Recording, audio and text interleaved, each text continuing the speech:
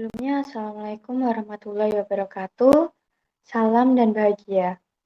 Perkenalkan, nama saya Sinta Sylvia, NIM 2019 005015. Di sini saya akan menyampaikan mengenai aliran filsafat.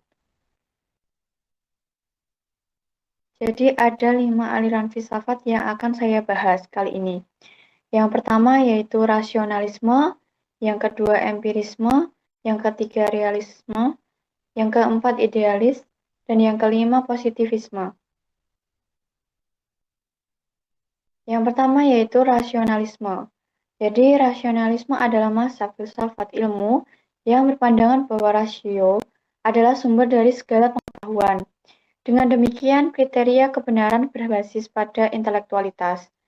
Strategi pengembangan ilmu modern rasionalisme dengan demikian adalah mengeksplorasi gagasan dengan kemampuan intelektual manusia. Adapun tokoh-tokoh pada aliran rasionalisme yang pertama yaitu Plato, yaitu mengatakan bahwa pengetahuan diri atas penangkapan aspek-aspek dari dunia sekitar kita. Nah, aspek-aspek itu bersifat menetap dan telah ada pada kita.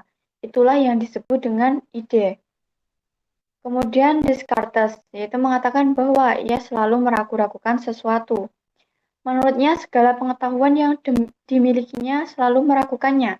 Dengan kesangsian terhadap kebenaran, maka Descartes memutuskan untuk mempersoalkan segala sesuatu dengan metode kesaksian, yaitu dimulai dengan metode kesaksian yang sistematik tentang sesuatu dan berusaha untuk mendapatkan apa yang mustahil dapat disangsikan.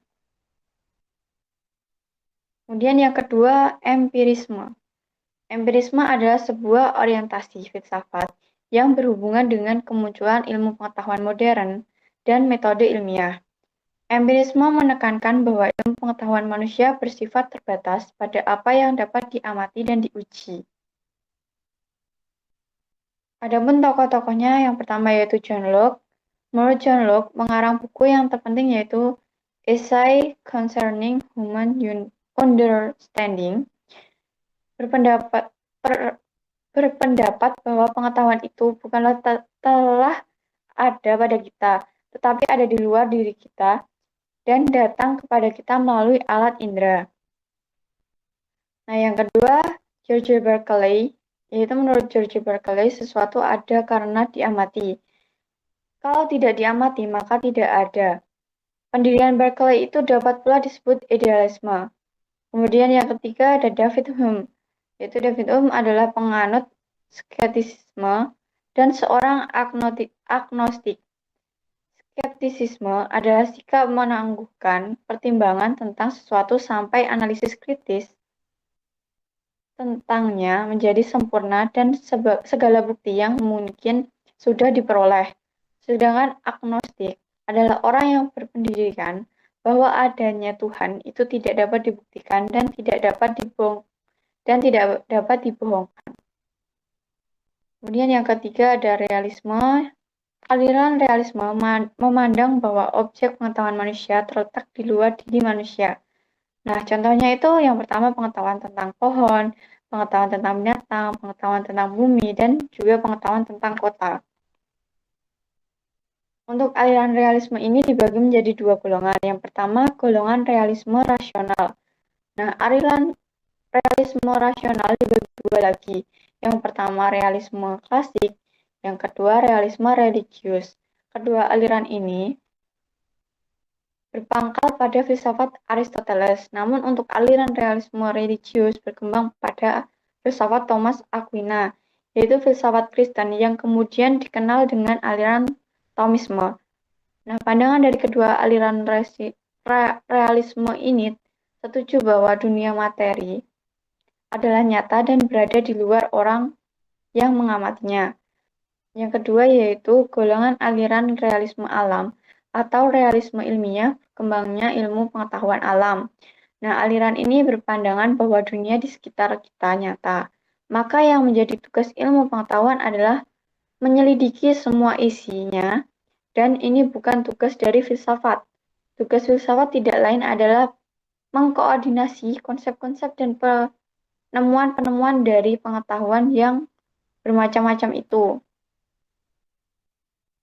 Adapun tokoh-tokoh dari aliran realisme alam antara lain Francis Bacon tahun 1561 sampai 1626, John Locke pada tahun 1632 sampai 1704, David Hume pada tahun 1711 sampai 1776, John Stuart Mill yaitu pada tahun 1773 sampai 1836. Kemudian Alfred North Whitehead yaitu pada tahun 1861 sampai 1947 dan Bertrand Russell pada tahun 1872 sampai 1970. Nah, semua tokoh ini berasal dari Eropa pada abad 15 dan 16. Sedangkan tokoh realisme ilmiah adalah Kulpe pada tahun 1862 sampai 1915. Kemudian ada aliran idealis. Nah, idealisme ini adalah tradisi pemikiran filsafat yang berpandangan bahwa doktrin tentang realitas eksternal tidak dapat dipahami secara terpisah dari kesadaran manusia. Dengan kata lain, kategori dan gagasan eksis di dalam ruang kesadaran manusia terlebih dahulu sebelum adanya pengalaman-pengalaman indrawi.